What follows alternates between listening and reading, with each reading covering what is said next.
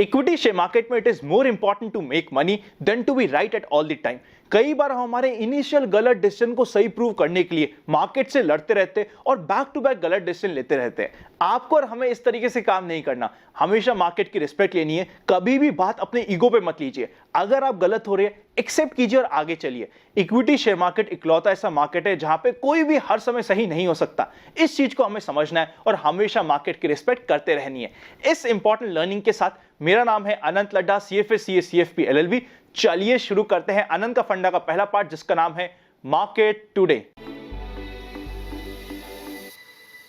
सबसे पहले इंडेक्स के ऊपर नजर डालते हैं। सेंसेक्स, निफ्टी, बैंक निफ्टी एकदम न्यूट्रल डे। जहां पे कल के दिन क्लोज हुआ था वहीं पे आज के दिन भी क्लोज हो चुका है। एकदम न्यूट्रल डे हम बोल सकते हैं। मिड कैप इंडेक्स की बात करें तो 1.43% पॉजिटिव रहा। फाइनली 5 डेज के बाद मिड कैप और स्मॉल कैप ने एक अच्छा बाउंस हमें दे दिया है। एडवांस डिक्लाइन रेशियो में वो क्लियर कट दिखाई देता है। 1240 के ऊपर शेयर एडवांस हुए जिसके अगेंस्ट 500 के आसपास शेयर डिक्लाइन हुए। बहुत ही अच्छा एडवांस डिक्लाइन रेशियो हम इसे बोल सकते हैं। सेक्टर्स की बात करें तो PSU बैंक ने बाउंस किया। एग्जैक्टली 2.5 दिन का फंडा यहां पे अप्लाई हुआ है। 2.5 दिन के बाद एक परफेक्ट बाउंस PSU बैंक ने हमें दिया है। इसके अलावा मेटल्स, ऑटो, रियलिटी, एनर्जी और कमोडिटी ने काफी अच्छा परफॉर्म किया। जो सेक्टर्स आज के दिन कमजोर रहे वो थे IT, FMCG, फाइनेंशियल सेक्टर के साथ साथ कंजम्पशन।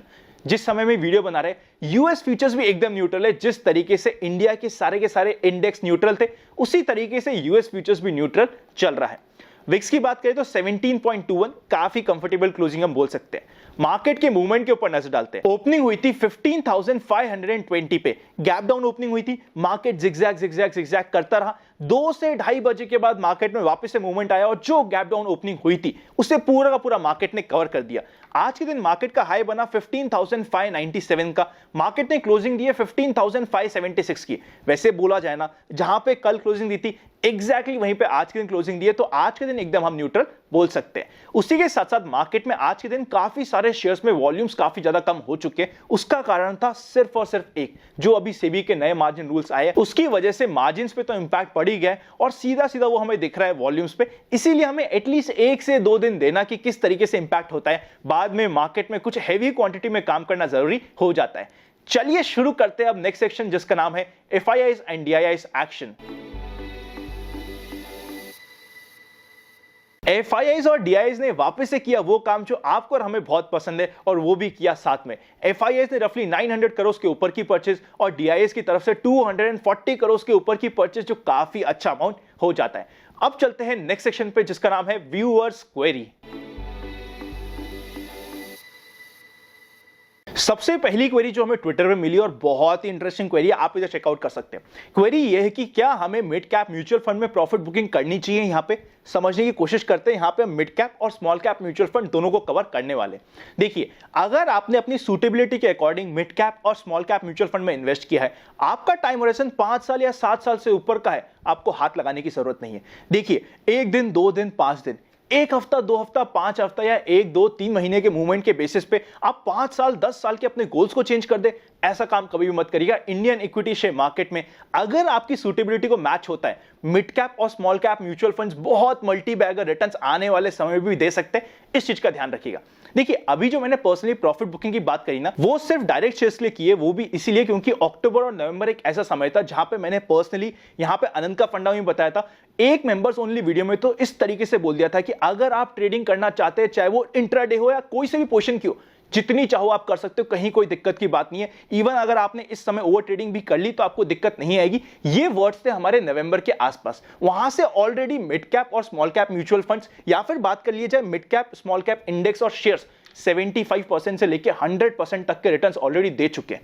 एक बहुत अच्छी रैली ऑलरेडी दे चुके हैं। अगर आपने इस पूरी रैली का पार्ट बने, चाहे नवंबर से बने हो, दिसंबर से, जनवरी से, फरवरी से, कहीं से भी अगर आपने इस रैली का पार्ट बने, थोड़ा बहुत प्रॉफिट बुकिंग करना लाजमी है और एक ही अच्छा लेवल आ चुका है जहां पे हम प्रॉफिट बुकिंग कर सकते हैं। इसका मतलब ये नहीं कि हम मिड कैप म्यूचुअल फंड्स और मिड कैप या फिर स्मॉल कैप म्यूचुअल फंड्स को कुछ डिस्टर्ब करें। वहां पे हमें बिल्कुल भी डिस्टर्ब करने की जरूरत नहीं होती है।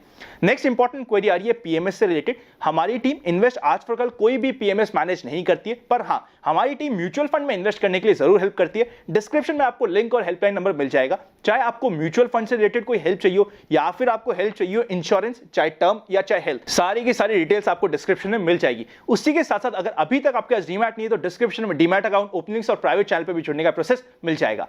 चलिए शुरू करते हैं हम नेक्स्ट सेक्शन जिसका नाम है स्टॉक्स इन फोकस।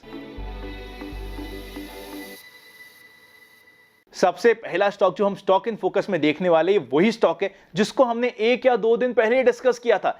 एक दिन ऐसे शांति ली, जब डिस्कस किया था तब भी हमारी यही बात हुई थी कि ये स्टॉक चाहे शॉर्ट टर्म पोजीशन हो चाहे मीडियम टर्म, दोनों के लिए बेहतरीन स्टॉक होने वाला है। नाम है मुथूट, आप इधर चेकआउट कर सकते हैं। आज भी 8% से ऊपर का मूव दिया, 1400 के ऊपर की क्लोजिंग दी है। आज क्योंकि अब रिजल्ट आया, रिजल्ट के बाद थोड़ा बहुत 1 या 2 दिन शांत रह जाए दैट इज ओके, पर अभी भी इसमें मूवमेंट कंटिन्यू रह सकता है। अभी भी चाहे शॉर्ट टर्म हो चाहे मीडियम टर्म पर्सपेक्टिव हो, स्पेशली मीडियम टर्म के लिए शेयर बहुत ही अच्छा होने वाला है। एक दिन तो हमें शांति रखनी पड़ भी सकती है, यह हमें समझना पड़ेगा।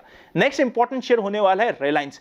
वापस से अब इसने 2200 के लेवल को क्रॉस किया है। अगर कल कभी भी 2205 के लेवल को क्रॉस करता है तो 2220, और अगर 2220 को भी सस्टेन करता है तो 2225 से 2230 के लेवल बहुत ही आराम से आ सकते हैं। अभी भी ये स्पेशल फोकस में हो सकता है। प्रॉफिट बुकिंग अपने हिसाब से हम कर सकते हैं। रिलायंस वही स्टॉक है जिसे हम 1950 से काफी एग्रेसिवली यूज भी कर रहे हैं और यहां पे डिस्कस भी कर रहे हैं। लास्ट इंपॉर्टेंट शेयर जो हम टिकरटिव ऐप पे चेक करने वाले वो है एसबीआई। देखिए 430 के नीचे वापस से एसबीआई अच्छा हो जाता है, कभी भी जाए तो हमारी रडार पे रख सकते हैं।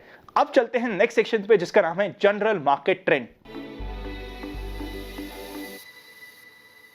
जनरल मार्केट ट्रेंड अभी भी अप ट्रेंड में है। Number of volume distribution days का काउंट अब 2 हो चुका है। कल तक 3 था, एक पुराना वॉल्यूम डिस्ट्रीब्यूशन डे अब खत्म हो चुका है। अब number of volume distribution day भी 2 रह गए। रेगुलर प्रॉफिट बुकिंग अगर हम स्मॉल कैप या मिड कैप में करना चाहे तो आराम से कर सकते हैं। अब चलते हैं नेक्स्ट सेक्शन पे जिसका नाम है एक्सपेक्टेशंस फ्रॉम टुमारोज मार्केट। सबसे पहले कॉल का high super interest 16,000, second high super interest 15,500 और थर्ड हाई सुपर इंटरेस्ट 15,800 पे। जो इमीडिएट रेजिस्टेंस आने वाला है वो आने वाला है 15,650 के आसपास। सपोर्ट की बात करें तो पुट का high super interest 15,000, second high super interest 14,500 और थर्ड हाई सुपर इंटरेस्ट 14,000 पे। जो इमीडिएट सपोर्ट मिलेगा और अच्छा सपोर्ट है वो मिलने वाला है 15,400 से 450 की रेंज। बैंक निफ्टी की बात करें तो सपोर्ट होगा 34,800, जो कल के लिए भी इंपॉर्टेंट सपोर्ट था और आज भी यही सपोर्ट रहने वाला है। अगर हम विक्स की बात करें तो विक्स भी काफी कंफर्टेबल है। पुट कॉल रेशियो भी 1.30 पे, पर क्योंकि कल के दिन है weekly expiry, put call ratio पे ज्यादा ध्यान मत दीजिएगा। कल की बात करें ना, कल के दिन मैं पर्सनली थोड़ा सा वेट एंड वॉच करने की कोशिश करूंगा। अगर मुझे कुछ करना भी है, सबसे स्ट्रॉन्ग शेयर जहां पे मुझे फोकस रखने की जरूरत है सिर्फ उन्हीं पे फोकस करूंगा, चाहे वो रिलायंस जैसा शेयर हो चाहे एसबीआई। मतलब one of the best share पे मैं फोकस करूंगा, ज्यादा मैं कुछ करने की कोशिश नहीं करूंगा, क्योंकि कल पहली ऐसी वीकली एक्सपायरी होगी जहां पे नए मार्जिन रूल्स का इंपैक्ट हमें दिखेगा। इसलिए कल के दिन थोड़ी सी वॉलेटिलिटी ज्यादा रहने की पूरी उम्मीद है। जिगजैग मूवमेंट आ सकता है। अगर मार्केट को ट्रेंडिंग होना हुआ तो रफली वो 1:15 से 2 बजे के बीच में स्टार्ट हो जाना चाहिए। इसके ऊपर भी मेरी नजर रहने वाली है। जैसे ही मुझे लाइव मार्केट में कुछ अपडेट देने की जरूरत होगी, open for all free Telegram पे मैं अपडेट कर दूंगा जिसका नाम है इन्वेस्ट आज फॉर कल। उसी के साथ साथ कल के वीडियो में आपके काफी लोगों के कमेंट आए थे कि आनंद इतना छोटा वीडियो कैसे, आपकी हेल्थ तो सही है। देखिए मेरी हेल्थ बहुत ही अच्छी है। कल बेसिकली मैं ट्रैवल कर रहा था and I have come to Jodhpur. देखिए कल क्या हुआ था, रफली 1 बजे मैं निकला था और ऑलमोस्ट 8 बजे के आसपास जोधपुर पहुंचा था। एक लंबे ट्रैवल के बाद थोड़ी सी ट्रैवल सिकनेस हो रखी थी और थोड़ा सा थका हुआ था, इसलिए कल का वीडियो थोड़ा सा शांत था और थोड़ा सा छोटा था। इसका मतलब ये नहीं कि शेयर शांत थे, दोनों के दोनों शेयर जो कल के दिन स्टॉक इन फोकस थे आज के दिन कंप्लीटली ब्लास्ट करे। थोड़ा सा शांत रहा और आपको इतनी मेरी चिंता हो इसके लिए थैंक्स अ लॉट। इतने सारे आपके कमेंट्स आए, इवन आप में से कुछ लोगों ने तो ट्विटर पे भी मुझे पर्सनली मैसेज किया कि आनंद सब कुछ ठीक तो है। बिल्कुल ठीक है, मैं बस जोधपुर आया हूं 3 से 4 दिन के लिए, कुछ अर्जेंट काम आ गया था, बाकी कोई दिक्कत की बात नहीं है। आनंद का फंडा इस नए फ्रेमवर्क में आपको 3 से 4 दिन में मिलता रहेगा। बाद में हम वापस अपने स्टूडियो फ्रेमवर्क में जा चुके होंगे। And thank you so much मुझे भी अपनी फैमिली कंसिडर करने के लिए और इतने सारे मैसेज करने के लिए कि आनंद आपकी हेल्थ तो सही है। बिल्कुल सही है, आपकी वैल्यूएशंस की वजह से। Happy investing and I will see you very soon. अगर ये वीडियो अच्छा लगे तो लाइक करे बिना मत जाइएगा।